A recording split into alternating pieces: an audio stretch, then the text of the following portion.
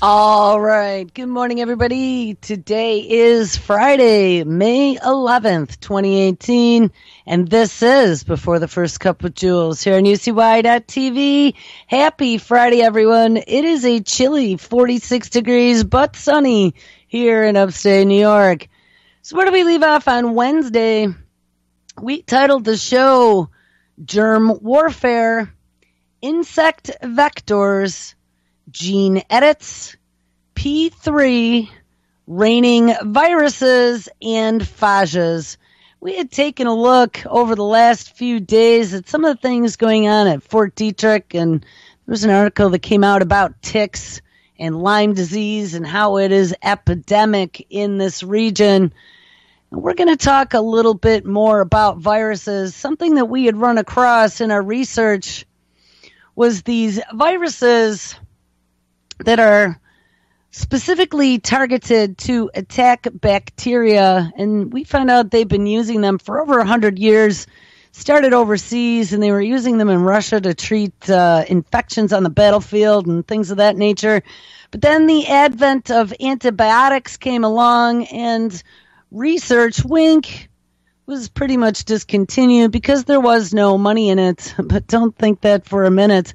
They've been doing a lot of research on bacteriophages.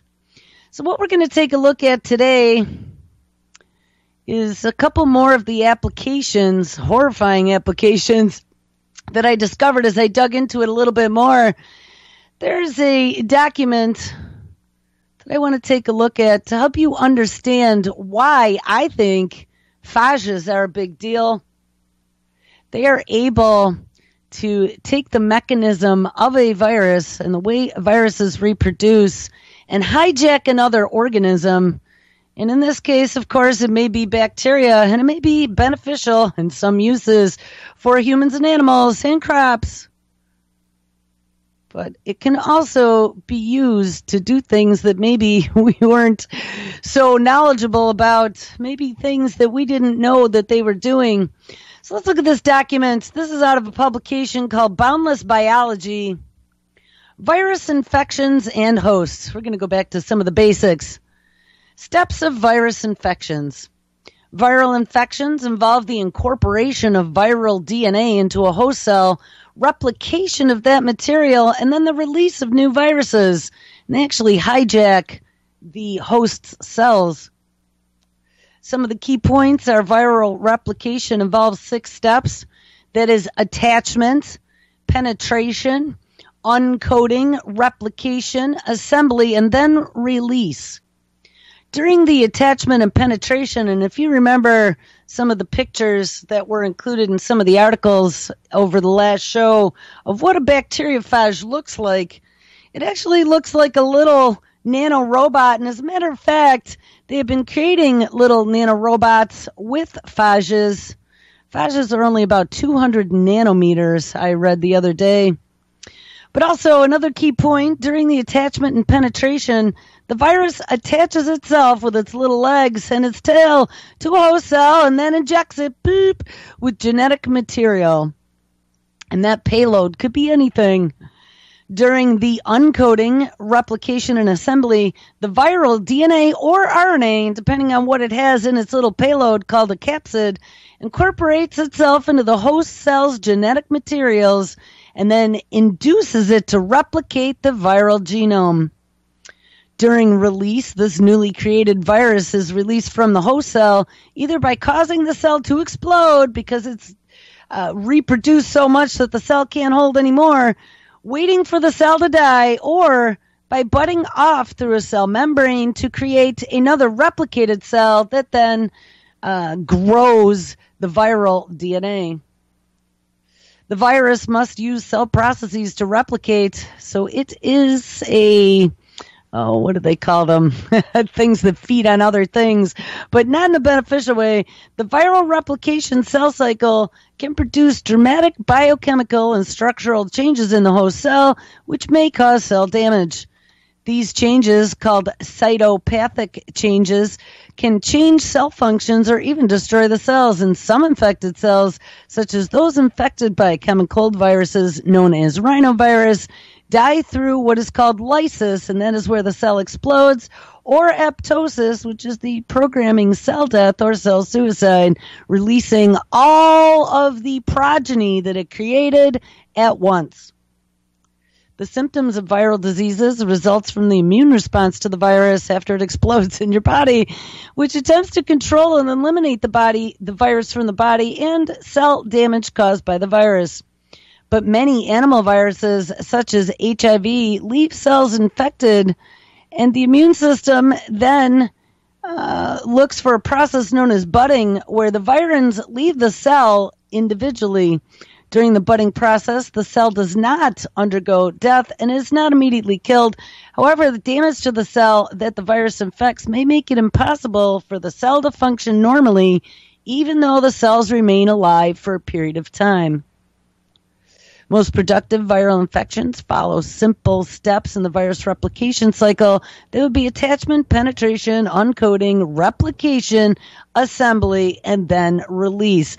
Now, the reason why we're looking at this is because as I'm digging into health issues and some of these, what they are calling chronic infections, I'm finding a common thread, and it is that they all happen to be viruses, and they also happen to be cancer-causing viruses that turn cells awry.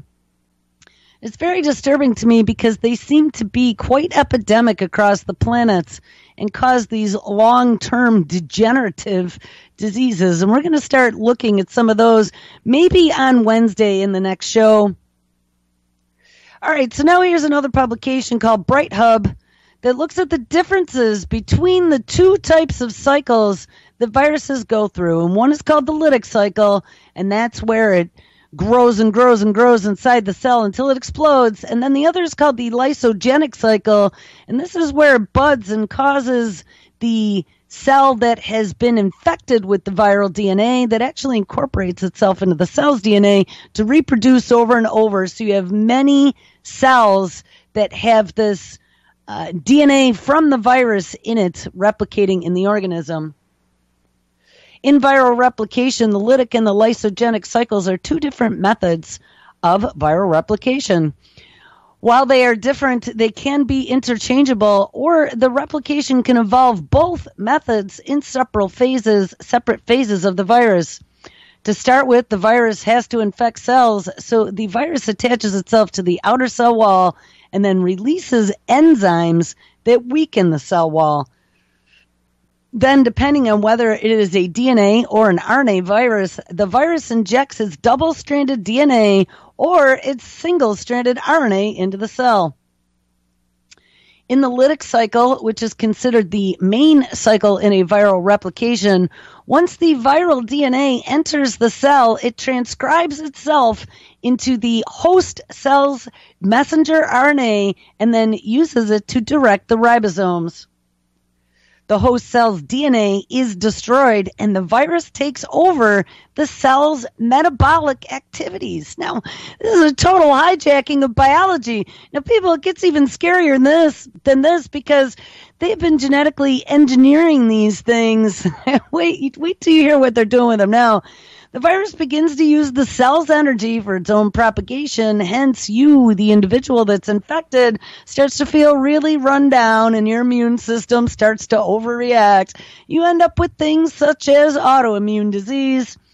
The virus produces progeny phages, and these replicate fast, so soon the cell is filled with 100 to 200 new viruses and liquid. As the cell starts getting overcrowded, the original virus releases enzymes to break down the cell wall, and the cell bursts. And this process is called lysing, and these new viruses are all released into the organism. So in short, the lytic cycle is where the virus hijacks the infected cell, and then it destroys it. The lytic cycle occurs in virulent viruses, and symptoms of a viral infection occur once the virus is in a lytic state. Now let's look at the other cycle called the lysogenic cycle. In the lysogenic cycle, the viral DNA and RNA enters the cell and integrates itself into the host DNA as a new set of genes. So it adds itself right to the cell's DNA called a prophage. That is, the viral DNA becomes a part of the cell's genetic material. No progeny particles, like in the lytic phase, are produced, and each time the host cell's DNA chromosome replicates during cell division, the passive and non-virulent prophage replicates as well. This may alter the cell's characteristics, but it does not destroy it. There are not necessarily any viral symptoms in this lysogenic cycle, and it occurs after a viral infection is over, but the viral DNA or RNA remains in the cells, and it may remain there permanently. And one thing that I've discovered is a lot of these different herpes family viruses, such as chickenpox, these are DNA viruses, or herpes simplex or Epstein-Barr, are all this type of virus where once you are infected, they can be what they call chronic infections, where they are living in your body and maybe won't, they're in remission and maybe won't be triggered again for another 10, 20, or 30 years. And it's stress or weakening of the immune system that causes that. However, if the prophage, and that is the integration of the viral DNA into the host DNA, undergoes any stress, sting, or mutation, or it is exposed to UV radiation, the viral lysogenic cycle can change into the viral lytic cycle. So UV radiation changes an unactivated lysogenic prophagic inserted virus into a killer virus. Now, how crazy is that? In which case, then there will be symptoms of the new viral infection. Some viruses first replicate by the lysogenic cycle, so it makes lots and lots and lots of cells that are infected, and then it switches to the lytic cycle, and that is when something triggers it to turn on. Ding! Sounds like a wonderful biological weapon to me. You know, when I read this stuff, I think after 7 years now, I'm starting to understand enough to be dangerous, to understanding a little bit about biology. And guys, I got to tell you, just as I dig deeper into the quote-unquote former biowarfare program in the United States, in Germany, in Russia, in Japan, and some of the things that they were tinkering with, and then some of these scientists that we brought over to Plum Island and Fort Detrick, and some of the things that they did, and of course it's all in the name of cancer and of coming up with vaccines, I start to see all of these threads merging into one very frightening picture where there are not too many stops between what they are doing in these labs and the outside world. And even though they say that they have containment, I've read a few books that talk about some of the things that happened in the 50s on Plum Island, and they were not very retentive about their biocontainment. All right, so where do we go from here? Well, let's take a look at a story from a publication called thoughtco.com. 7 facts about bacteriophages. And I don't really want to get into too much detail here, but I do want to read the headings, because there's one of these that caught my attention. Bacteriophages have 3 main structure types. They look like little nano robots with an injector and a little payload carrier. They actually look like something that you would see running around as a space probe on another planet. Since bacteriophages are viruses, search bacteriophage and then on Google, and then go to images and find one of those suckers and take a look. Since bacteriophages are viruses, they consist of nucleic acid, which would be DNA or RNA, enclosed within a protein shell or a capsid. A bacteriophage may also have a protein tail attached to the capsid, with tail fibers extending from the tail, and the tail fibers help the phage attach to its host and then inject the viral genes into the host, like a little needle. A bacteriophage may exist as viral genes in a capsid head with no tail, viral genes in a capsid head with a tail, or a filamentous or rod-shaped capsid with a circular single-stranded DNA. Bacteriophages pack their genome. They carry it around inside of their capsid, and then they inject it with the tail or with their filaments into the infected cell. Bacteriophages have 2 life cycles, and we just looked at that. One is the lytic life cycle, and one is the lysogenic life cycle. One kills the cell, one helps the cell replicate while it is infected and then can go to the lytic cycle and kill the cell later. Bacteriophages, and this caught my attention, ding ding, can transfer genes between bacteria. Bacteriophages help transfer genes between bacteria by means of genetic recombination, meaning it can help genetically modify what it infects. This type of gene transfer is known as transduction, and transduction can be accomplished through either the lytic or the lysogenic cycle. In the lytic cycle, for example, the phage injects its DNA into a bacterium, and enzymes separate the bacterial DNA into pieces. And I'm going to tell you one kind of enzyme I found that they've been tinkering with, and that is the Cas9 enzyme out of CRISPR-Cas9. The phage genes direct the bacterium to produce more viral genes and the viral components that are in the capsid.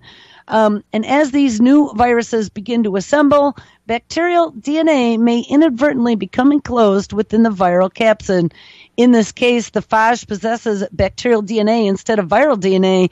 And when this phage then infects another organism, it then injects the DNA from the previous bacterium into the host cell. So it can be an infectious agent that carries stuff from one organism to another and injects it.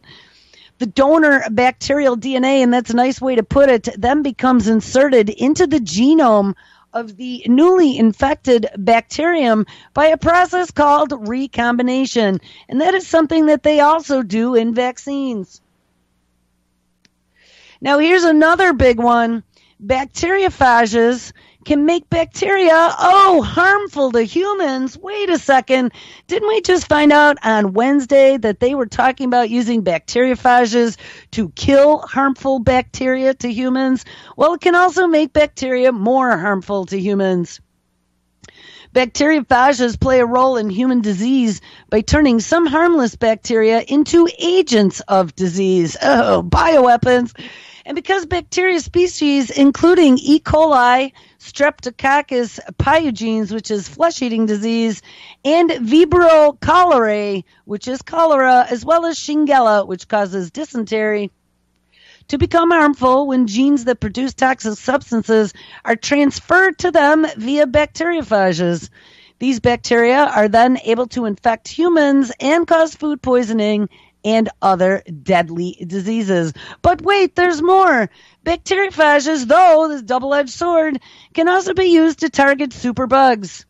Scientists have isolated bacteriophages that destroy the superbug Clostridium difficile, and that's that C. difficile that infects digestive tracts and gives you horrible diarrhea for months on end. Treating this type of infection with bacteriophages provides a way to preserve the good gut bacteria while only destroying the C. difficile germs.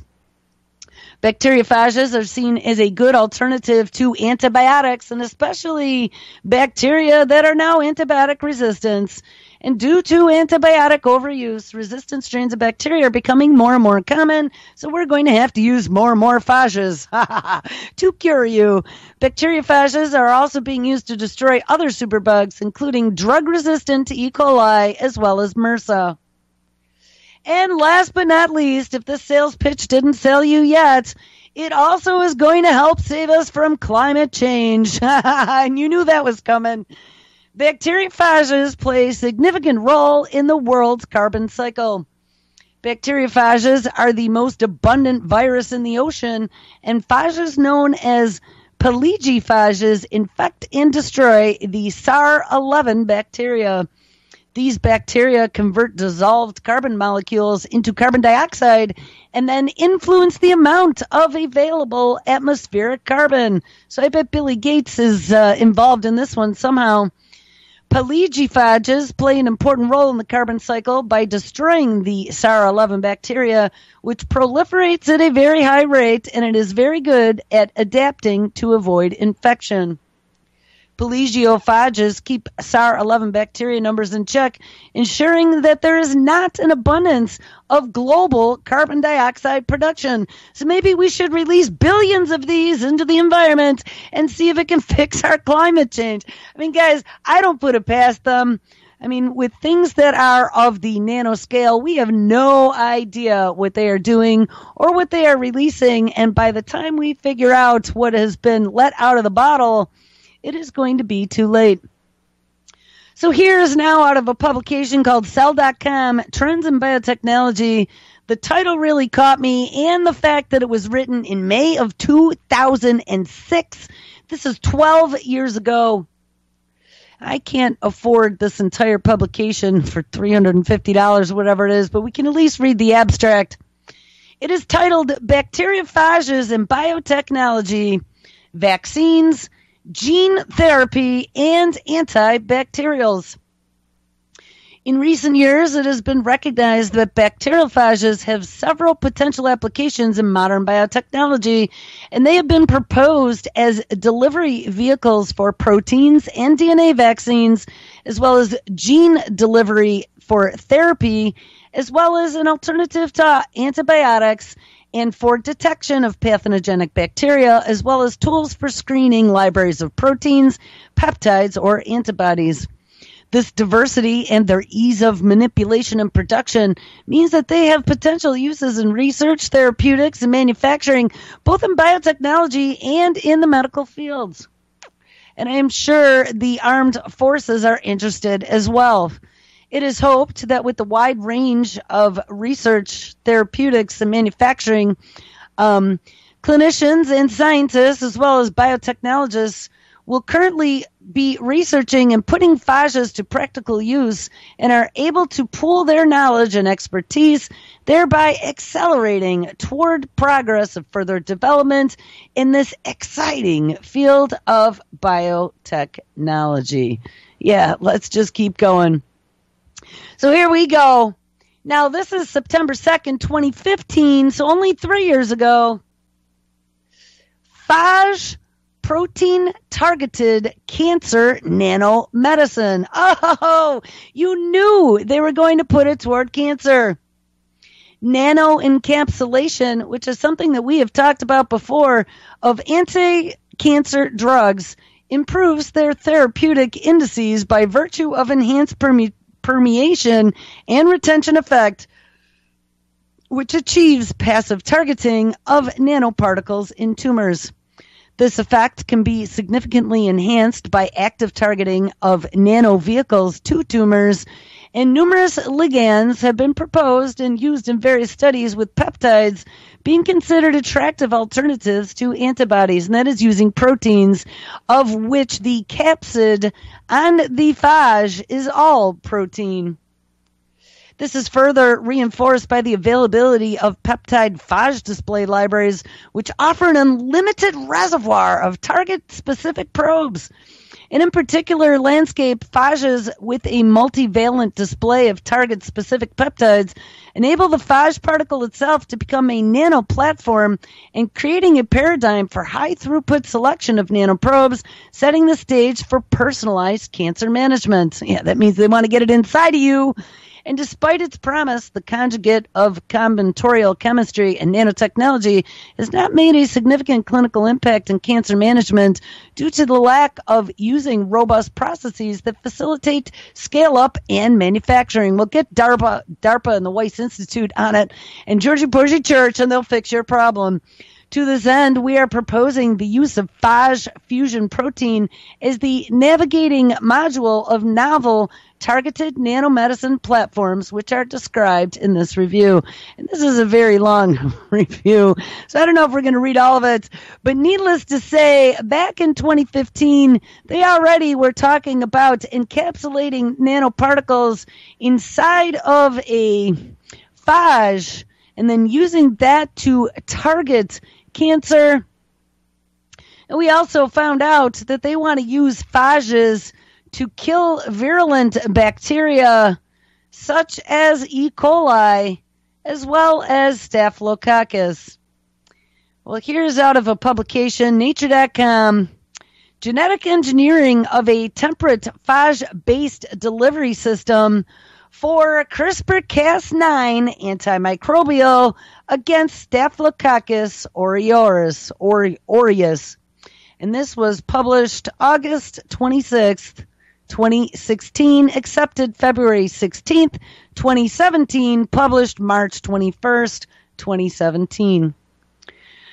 Discovery of clustered, regularly interspaced short palindromic repeats in the CRISPR-9 RNA-guided nuclease, more affectionately known as CRISPR-Cas9, provides a new opportunity to create programmable, gene-specific antimicrobials that are far less likely to drive resistance than conventional antibiotics. However, the practical use of CRISPR-Cas9 is still questionable due to current shortcomings in phage-based delivery systems, such as inefficient delivery, narrow host range, and the potential transfer of virulence genes by generalized transduction. And that's what we just read about. That is spreading from one bacteria or one organism, spreading their DNA to the next organism it infects. And in this study, we demonstrate genetic engineering strategies to overcome these shortcomings by integrating CRISPR-Cas9 into a temperate phage genome, removing major virulence genes from the host chromosome, and expanding its host specificity of the phage by complementing its tail fiber protein. So they're going to be able to specifically target proteins and cells within an organism with these things, with a CRISPR-Cas9 mechanism to then go in and splice and dice you just by a little mini viral infection. The genetic engineering tools, and remember, we also read about CRISPR-Cas9 being packaged into an adenovirus a ways back.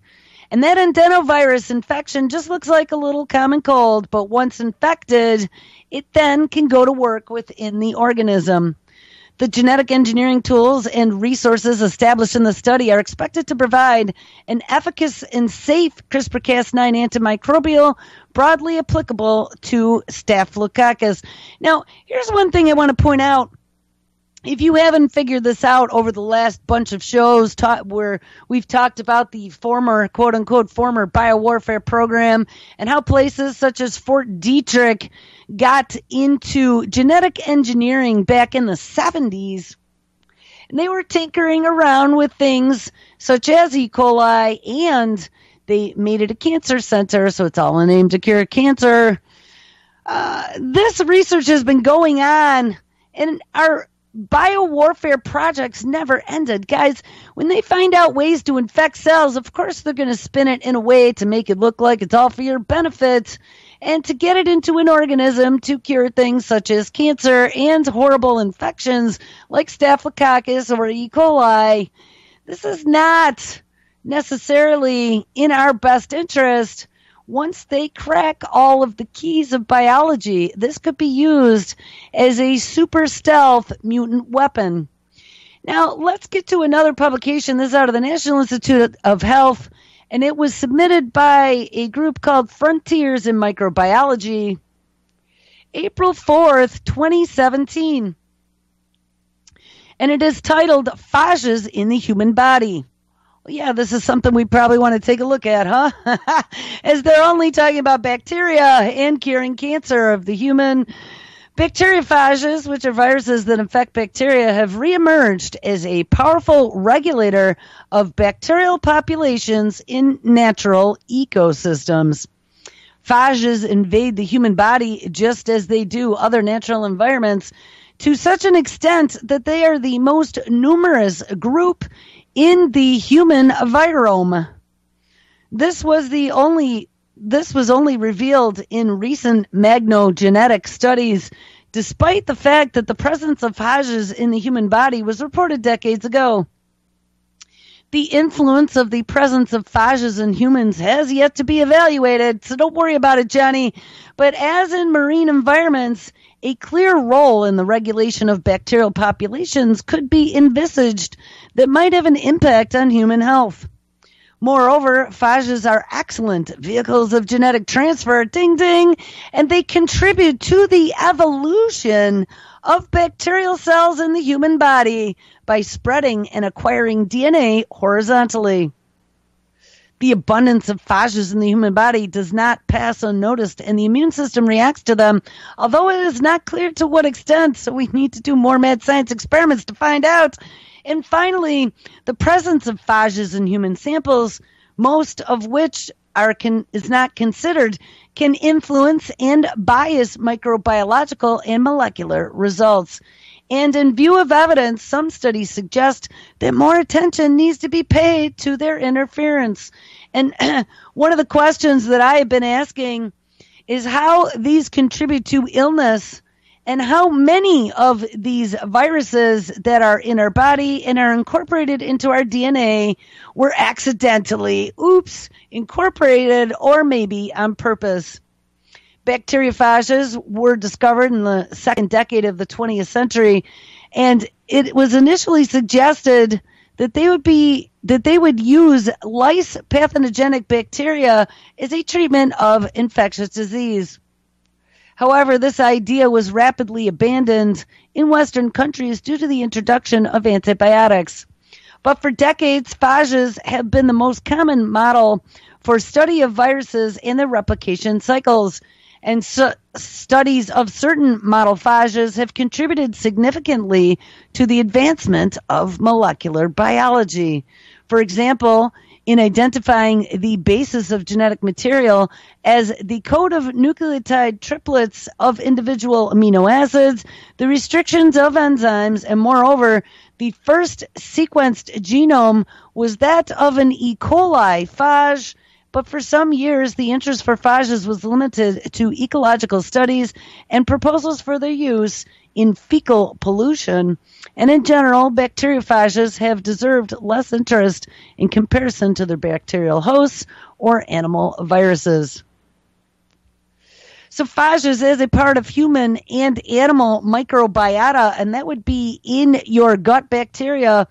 Many metagenomic analyses of human microbiomes shows an abundance of phages, which is generally greater than that of eukaryotic viruses. This has been shown in metagenomic analysis of lung, skin, oral, and intestinal microbiota, and more recently, infectious phages have been found in different clinical samples of acidic fluid and urine. And it was suggested that it could reach the periodontal cavity after translocation from the intestine, where they are present and abundant. They are also present in voided urine, probably coming from the purinurethral area, and in animals, phages infecting bacterioids were found in the serum, which confirmed their presence in the bloodstream. The translocations of phages then from blood to fetal tissue has also been demonstrated in pregnant mice. So wait a second. They get into your gut, they get into your urine, they then infect your blood, and then they are passed on to offspring. Now, guys, this sounds like a really potent bioweapon of the future to me. And then they can encapsulate CRISPR-Cas9 to snippety snip into a phage to do whatever they want to the organism. This is very scary. All right, out of phys.org now, November 27th, 2017. Bacterial viruses called phages have been found to interact with human cells, says study. Well, I guess they've done a little bit of research since that first study that we read. International research co-authored by a montage biologist has shown for the very first time that bacterial viruses called phages can directly interact with cells of the human body. The findings published in the journal MBio show that human cells transport phages into and throughout our body. A bacteriophage, or phage for short, is the most abundant and diverse microbe found in the body. Phages control and manipulate your bacterial populations, preventing infection and disease, and have an important role in regulating the microbiome and the body that have not yet been fully elucidated. We have known for a long time that phages are present in the blood and the organs of the body, said the study's author, but no one knows exactly why or how these phages get into these regions of the body. Ding, ding. But our work shows that human cells transport the phages across the cellular barriers that line the gut, thereby allowing them to access blood and organs of the body, especially if you have leaky gut syndrome. There is a general and prevalent mechanism, and based on our results, we estimate that the average human body transports 30 billion with a B phage particles from the gut into the body every day. So what a huge population for us to hijack with our biomedicine. But don't worry about it, Johnny, because it'll all be in the name of curing you. Researchers found that phages were even capable of bypassing cells isolated from the brain, and that blood-brain barrier forms one of the strictest biological barriers in the body, with many drugs and small molecules being incapable of passing this barrier. So we have just found a brand new tool to get our nanobots in your blood. And the fact that phages, which are a foreign virus particle, is capable of freely crossing this blood-brain barrier is nothing short of remarkable, says the doctor, rubbing his hands together. And so what the phages are doing inside of the cells, organs, and systems in our body is a major follow-up question, he says, because we don't exactly know. The study suggests that phages could be manipulating the body in diverse and unexplored ways. Yes, they could be genetically modifying you without us even knowing. And one day you're going to grow an arm out of the back of your head. And that was my addition. Our study is significant because we show that bacterial viruses directly interact with the cells of the human body, something that we had thought previously did not occur. Well, surprise! Researchers used in vitro studies to demonstrate that the rapid and directional travel of diverse bacteriophages across cells into the gut, liver, lung, kidney, and the brain. Now, what about them apples, guys? That is beyond disturbing. So these little things that we can't even see that are 200 nanometers in size are running all over the place, infecting us with 30 billion of them a day from our gut, and maybe even in the things that we eat. Well, let's take one more look. Bacteriophages in human disease. They are friends and they are foes. Double-edged sword. Bacteriophages infect bacteria, and they are a major agent of horizontal gene transfer between bacteria, which was a concept covered in the AP Biology and other biology classes.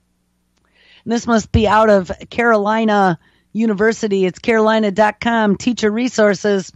What students may not be aware of, and that would be you, is the role bacteriophages play in human disease. Bacteriophages play a critical role in some human diseases. You would not expect bacterial viruses to have an effect on human beings, but a closer look reveals that bacteriophages can play a critical role in human disease. The relationship between phages and human disease is very complex, and some of the diseases have long plagued human beings are actually indirectly caused by phages. However, phages can also work to our benefit. There is a history of people using bacteriophages to treat human bacterial infections, which, with the advent of increasing bacterial antibiotic resistance, is being more widely explored. Understanding the role in human disease requires familiarity of some basic phage biology.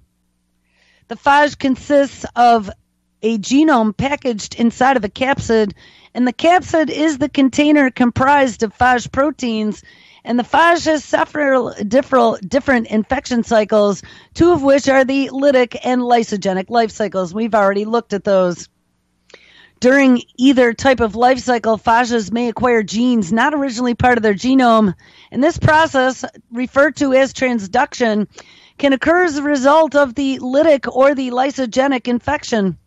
During lytic life cycles, a piece of bacterial DNA may be packaged into the phage particle in the place of a phage genome, and the resulting particle is no longer capable of replicating, but it is capable of infecting new bacterium. So this plagues the infection forward. And when the phage particle infects a new bacterium, the packaged DNA from the original host bacterium is introduced into the new bacterium, and sometimes that DNA integrates into the new bacterium's genome. Cholera is caused by a bacterium, Vibrio cholerae, and is estimated to affect millions of people in underdeveloped worlds every year. And the most severe cholera is marked by acute vomiting and diarrhea and can be fatal due to dehydration. Diphtheria as well must carry a phage containing the gene for diphtheria, and the toxin inhibits protein synthesis. Children in the U.S. are vaccinated against diphtheria, but the disease still kills a significant number of people in the developing world, most of them children. Let's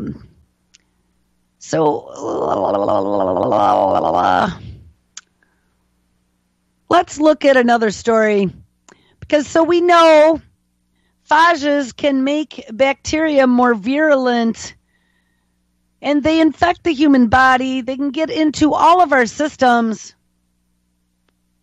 So let's now just find ways to use phages in the war against foodborne pathogens. The control, and this is out of ScienceDirect.com, and I am looking for a date, published 2018, March 17th, 2018. The control of foodborne bacterial pathogens in raw or processed foods and the food processing environment has been likened to endless warfare.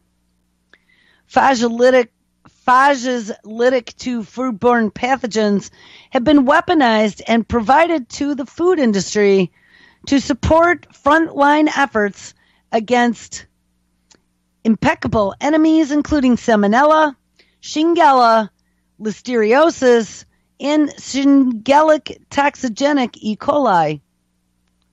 Industrial experience and ongoing laboratory-based investigations show that phage-based biological warfare clearly has merits, but that improved lethality, just what we want, stability, and deliverability of the weapons would enhance their strategic value. Wink.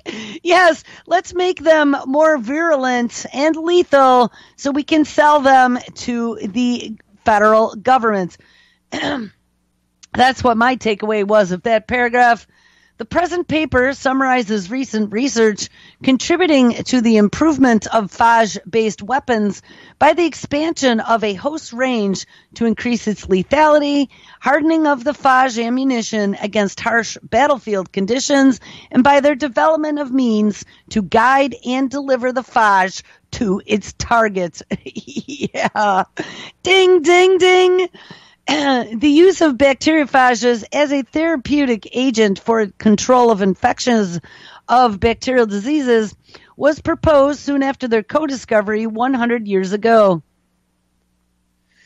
Whereas phage therapies are commonly prescribed for the treatment of infectious human diseases in countries such as Georgia, Poland, Russia, the adoption in jurisdictions outside of the former Eastern Bloc countries has been curbed by regulatory hurdles, concerns about safety, ding ding, and insufficient commercial interest. So we didn't have billionaires and large biological conglomerates out for making a buck, putting research behind it. But by contrast, phage-based antimicrobials have now obtained regulatory approval, yes they have, in many jurisdictions for biological control of human bacteria pathogens in food and in the food processing environment. So they have given us the stamp of approval to put the shit into our food. The first commercial-based, phage-based antimicrobial approved in the United States was something called ListShield. And remember when we had looked at nanotechnology in our food? Well, maybe this was some of it, which targets Listeria in ready-to-eat foods, food products, and on food contact surfaces in processing equipment and the manufacturing environment. So that would be in ready-to-eat food products such as deli meats, I read, and in fruit and things of that nature that are going to be on a processing table that maybe could have touched something that has E. coli. Several additional products targeting Salmonella and E. coli, as well as Shigella, are now available to food producers and processors seeking solutions to persistent contamination hazards. And these would be alternatives to chemical and physical preservation methods based on concepts of biological control. Yeah, you gotta love the way that is worded. So now out of the National Institute of Health, April 19th, 2018, bacteriophage applications for food production and processing. Foodborne illnesses remain a major cause of hospitalization and death worldwide, despite our many advances in food sanitation techniques and pathogen surveillance. Traditional antimicrobial methods such as pasteurization, high-pressure processing, irradiation, and chemical disinfectants are capable of reducing microbial populations in foods to varying degrees.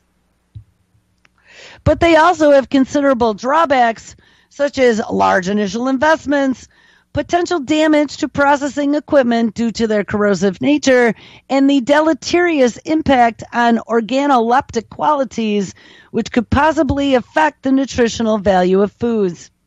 Perhaps most importantly, these decontamination strategies killed indiscriminately, including many often beneficial bacteria that are naturally present in our food. But one new promising technique that addresses several of these shortcomings is bacteriophage BioControl, which is a green and natural method, oh yes, wink, that uses lytic bacteriophages. I wonder if it can be considered organic. I bet you it can be. Isolated from the environment to specifically target pathogenic bacteria and eliminate them or significantly reduce their levels in your food. Since the initial concept of using bacteriophages in food, a substantial number of research reports have described that using a bacteriophage biocontrol to target a variety of bacterial pathogens in various foods, ranging from ready-to-eat deli meats to fresh fruit and vegetables, are a number of the commercially available products containing bacteriophages approved for use in food safety applications, and it has also been steadily increasing. Ding, ding, ding. But you didn't know about it yet, Johnny. Well, now you do. Though some challenges remain, like getting into the human body, bacteriophage biocontrol is increasingly recognized as an attractive modality in our arsenal of tools for safely and naturally eliminating pathogenic bacteria from food. So now here comes out of Purdue University, April 1st, 2014, so 4 years ago. Phage cocktail wipes out 99% of E. coli in meat and in spinach. Oh, what? An injection of bacteriophages, also informally known as phages, nearly eradicates a toxin-producing strain of E. coli in contaminated spinach and ground beef, and in some cases decreasing E. coli concentrations by about 99%. The study suggests that bacteriophage treatment could be an effective tool to help ensure the safety of food products. Phage treatment is a way of harnessing the natural antibacterial properties of phages to limit E. coli and other important food pathogens. Applying this kind of therapy to contaminated foods will, of course, make them safer. So just keep eating your meat and your beef. And you don't even know that you're chowing down on these little nanorobot-y things containing who knows what. Here's another story. Bacteriophage cocktail significantly reduces E. coli 0157. H7 contamination of lettuce and beef does not protect us against recontamination. Foods contaminated with E. coli 157H7 causes more than 63,000 foodborne illnesses in the United States every year. So don't eat at those restaurants that have E. coli infected lettuce, because we will take care of it for you with the phage infection. All right. So then there were even other stories that I didn't have lined up here, but they talked about it in chicken and in spinach, in lettuce, and putting it into our foods. They have also looked at, and maybe the list is here somewhere. No, I don't see it, but that's okay. They also talked about, in another publication, techniques for engineering synthetic phages. Well, let's get excited now, because now we can do whatever we want to that viral DNA sequence in the lab and then let it loose. One of the most commonly used and well-established methods for engineering phage genomes is a homologous recombination in the bacterial hosts, which can occur between two homologous DNA sequences. Homologous recombination is a naturally occurring phenomenon. So again, it's all natural. It enables cells to recombine heterogeneous DNA introduced into cells when its own genomic DNA is also co-opted to incorporate foreign genes into a phage genome. Ding, ding. The generation of gene insertions, replacements, and deletion by homologous recombination within phage DNA follows principles similar to those that apply to their bacterial counterparts. And as with all of the phage genetic engineering techniques described below, phage genome sequencing is important for the successful design of constructs to modify phages. In brief, genes to be introduced into the phage genome are flanked by two regions of homology within a phage genome, and it is first cloned into a replicative plasmid.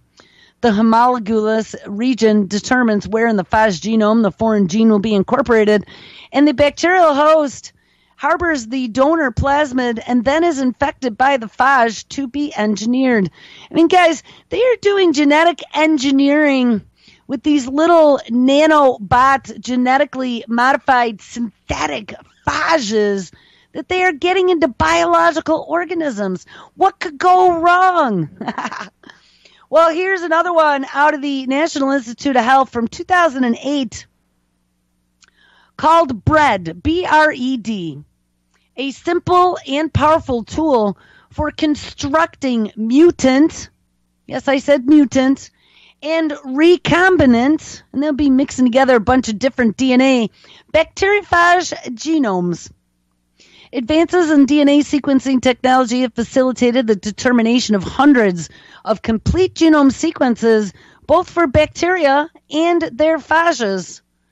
Some of these bacteria have been well developed and facile genetic systems for constructing mutants to determine gene function, and the recombineering is particularly effective tool.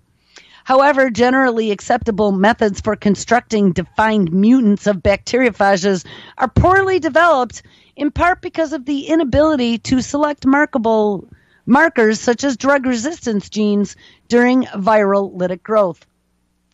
Well, here in this paper, we describe a method for simple and effective directed mutagenesis of bacteriophage genomes used in bacteriophage recombineering of an electroported DNA, more affectionately known as BRED, which is a highly efficient recombineering system that is utilized directly on electrocorporated phage DNA. No selection is required, and mutants can be readily detected. And we describe the use of BRED to construct unmarked gene deletions, in-frame internal deletions, base substitutions, precise gene replacements, and the addition of gene tags. This BRED almost sounds to me like a CRISPR tool for phages. So they can create mutant phages all they want. All right, now I think we ended the show on Wednesday with this story but it now might make a little more sense. March 27th, 2018, out of sciencenews.org, titled Nanobot Viruses Tag and Round Up Bacteria in Your Food and Your Water. Viruses engineered into nanobots can find and separate bacteria from food and water. These viruses, called bacteriophages, or just phage for short, naturally latch onto bacteria to infect them. And by tweaking the phages' DNA, or maybe making them into mutants, and decking them out with magnetic nanoparticles, researchers have created a tool that could both corral bacteria and force them to reveal themselves. These modifications can boost the sensitivity and they speed the rooting out of bacteria in tainted food and water, such as beef and chicken and red pork and lettuce and spinach in the food industry. And they reported this research at the March 20th, 2018 meeting of the American Chemical Society. You are taking the power of what evolution has done, and that would be binding to bacteria, and we're just helping that out a little bit, says Sam Nugent, a food and biosystems engineer who leads the team designing these phages at Cornell University. Competing technologies for detecting bacteria using antibodies, the product of an immune system, but these are expensive to produce and work best in narrow temperatures and pH ranges. In contrast, phages exist everywhere, which make them potentially more useful as bacterial hunters, and they have evolved to bind well in much broader conditions than antibodies. Phages identify and grab bacteria using proteins in their leg-like tail fibers, which then form strong bonds with compounds on the bacterial cell surfaces. And to infect the cell, then the phage injects its genetic material. So then we hit a story on Wednesday titled Toward a Self-Assembly of Phage-like Nanorobots. So they were already working on this back in 2010. But last but not least, a story January 18th, 2017 titled Do You Speak Viruses? Phages are caught sending chemical messages. A virus that infects bacteria listens to messages from its relatives when deciding how to attack its host. All right, guys, well, have an awesome weekend. The notes will be in linked. Make sure you